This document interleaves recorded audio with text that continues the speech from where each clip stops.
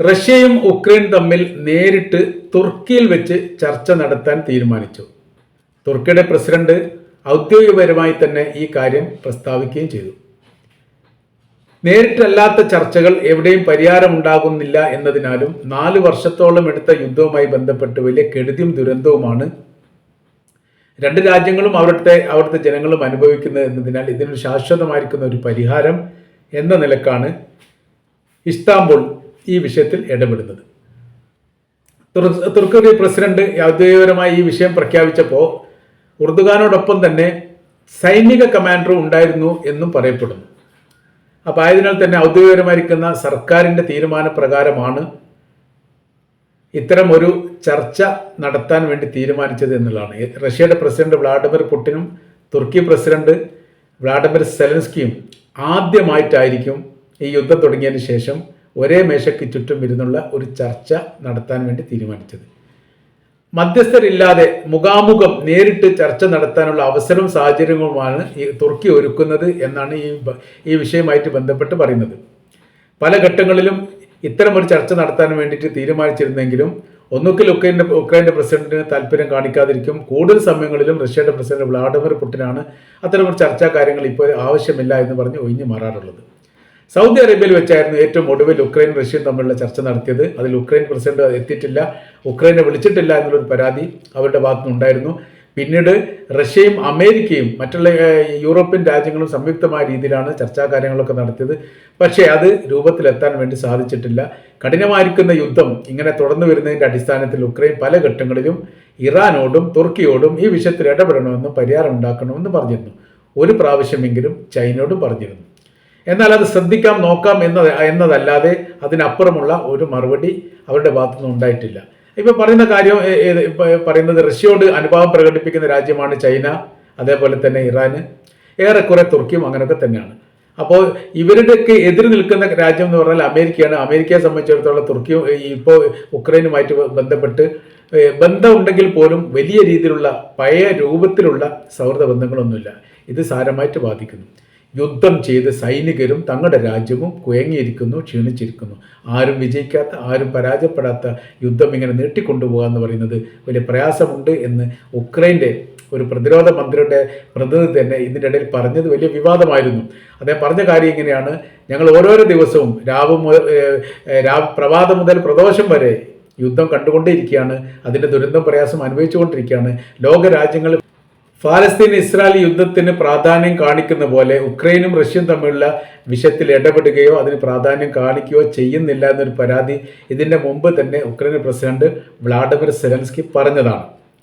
ഇപ്പോഴത്തെ നിലവിലെ സാഹചര്യം എന്ന് പറയുന്നത് സാമ്പത്തികപരമായിരിക്കുന്ന തകർച്ച, തൊഴിൽ രംഗത്തുണ്ടാകുന്ന പ്രയാസം, കയറ്റുമതിയും ഇറക്കുമതിയുമായിട്ട് ബന്ധപ്പെട്ട വിഷയങ്ങൾ, നയതന്ത്ര ബന്ധം തകർന്നിരിക്കുന്നത്, മറ്റുള്ള ലോകരാജ്യങ്ങളിലേക്ക് വിമാന സർവീസ് പോലും ഭയപ്പാടോടുകൂടി പോകേണ്ട ഒരു സ്ഥിതിവിശേഷം, അങ്ങനെ സർവ്വ മേഖലയിലും പ്രയാസമാണ്. അതോടൊപ്പം തന്നെ റഷ്യയുടെ തലസ്ഥാനമായിരിക്കുന്ന മോസ്കോ കേന്ദ്രീകരിച്ചുകൊണ്ട് പല തവണയായിട്ട് ആക്രമണം നടത്തുകയും സൈനിക മേധാവികളടക്കം 4-ലധികം പേർ കൊല്ലപ്പെടുകയും ചെയ്തിട്ടുണ്ട്.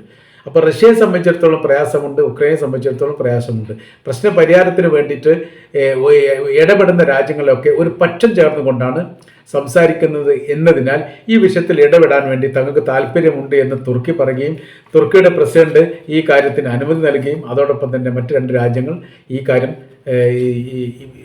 അംഗീകാരം നൽകുകയും അതിന് അനുവാദം നൽകുകയും ചെയ്തിട്ടുണ്ട്. അതുകൊണ്ട് തൊട്ടടുത്ത ദിവസം തന്നെ ഈ വിഷയവുമായിട്ട് ബന്ധപ്പെട്ട് ചർച്ച ചെയ്യുമെന്ന് പറയുകയും അതോടൊപ്പം തന്നെ ട്രംപ് ഈ വിഷയത്തിൽ ഇടപെടാൻ അല്ലെങ്കിൽ പങ്കെടുക്കാൻ താല്പര്യമുണ്ട് എന്നുള്ള ഒരു അഭിപ്രായം മിഡിൽ ഈസ്റ്റ് കേന്ദ്രീകരിച്ചുകൊണ്ട് മിഡിൽ ഈസ്റ്റ് സന്ദർശനവുമായിട്ട് ബന്ധപ്പെട്ട് പറഞ്ഞിരിക്കുന്നു എന്ന വിവരം പുറത്തു വന്നു.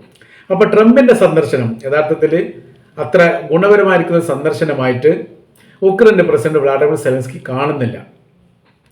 എന്നാൽ ഈ തുർക്കിയുടെ പ്രസിഡന്റിനെ സംബന്ധിച്ചിടത്തോളം ഉർദുഗാൻ ഈ വിഷയവുമായിട്ട് ബന്ധപ്പെട്ട് പറഞ്ഞത് ട്രംപ് എന്ന് പറയുന്ന അമേരിക്കയുടെ പ്രസിഡന്റ് ഈ ചർച്ചാ സംബന്ധമായിരിക്കുന്ന കാര്യത്തിന് വരാൻ താല്പര്യം കാണിക്കുന്ന സമയത്ത് നമ്മൾക്ക് അതിനെ എതിർക്കാനൊന്നും പറ്റില്ല, അതേ വരട്ടെ എന്നുള്ളൊരു അഭിപ്രായമാണ് തുർക്കിയുടെ പ്രസിഡന്റിനുള്ളത്.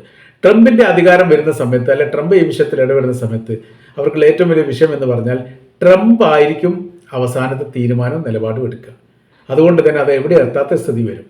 ചില കരാർ വ്യവസ്ഥയെ വിട്ടുവീഴ്ചക്കോ തയ്യാറാവില്ല. ഏകാധിപത്യപരമായിരിക്കുന്ന ഒരു നിലപാട് പറയും, ആ നിലപാട് മറ്റുള്ള രാജ്യങ്ങൾ അംഗീകരിക്കേണ്ട ഒരു സ്ഥിതിവിശേഷവും വരും. മാത്രമല്ല ട്രംപ് നേരിട്ടാണ് പങ്കെടുക്കുന്നത് എങ്കിൽ ഒരുപക്ഷെ അമേരിക്കയുടെ പ്രസിഡന്റ് ഈ റഷ്യയുടെ പ്രസിഡന്റ് വ്ളാഡിമിർ പുടിൻ അതിൽ പങ്കെടുക്കാൻ സാധ്യത കുറവാണ് എന്നും പറയുന്നു.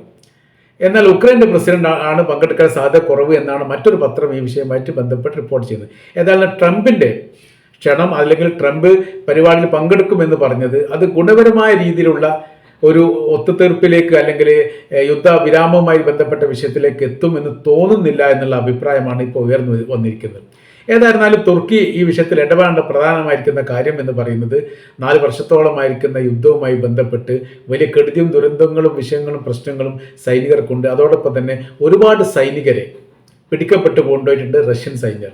ഉക്രൈൻ്റെ ഒരുപാട് സൈന്യങ്ങൾ റഷ്യയുടെ കൈ 10,000-ത്തിലധികം എന്നൊക്കെയാണ് പറയുന്നത്. അത്രയും സൈന്യം റഷ്യയുടെ കൈവശത്തിലും റഷ്യയുടെ ഈ 8,000-ത്തിലധികം സൈന്യം ഉക്രൈൻ്റെ കൈവശത്തിലുമുണ്ട്. അപ്പോൾ ഇത് എണ്ണൽ സംഖ്യ ഒന്നും കൃത്യമല്ല, ഏകദേശമൊക്കെയാണ് പറയുക.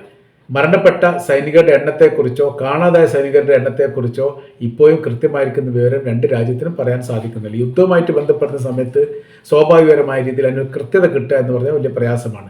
സൈനിക കൈമാറ്റങ്ങൾ അതേപോലെ തന്നെ അറസ്റ്റ് ചെയ്യുകയോ പിടിച്ചു കൊണ്ടുപോയോ ചെയ്തതിന് ശേഷം മരണപ്പെട്ട സൈനികരുടെ മൃതദേഹം കൈമാറുന്നത്, ഇതിനെക്കുറിച്ചൊക്കെ കൃത്യമായിരിക്കുന്ന ഒരു ധാരണ ഉണ്ടാവണം. പിടിച്ചെടുക്കപ്പെട്ട പ്രദേശവുമായിട്ട് ബന്ധപ്പെട്ട് അതിനൊരു രൂപം ഉണ്ടാവണം.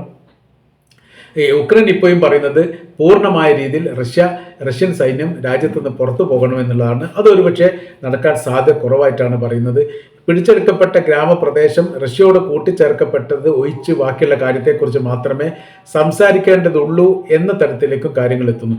ഏതായിരുന്നാലും തൊട്ടടുത്ത ദിവസം ഈ വിഷയവുമായിട്ട് ബന്ധപ്പെട്ടതിന് തുർക്കിയിൽ വെച്ചൊരു തീരുമാനം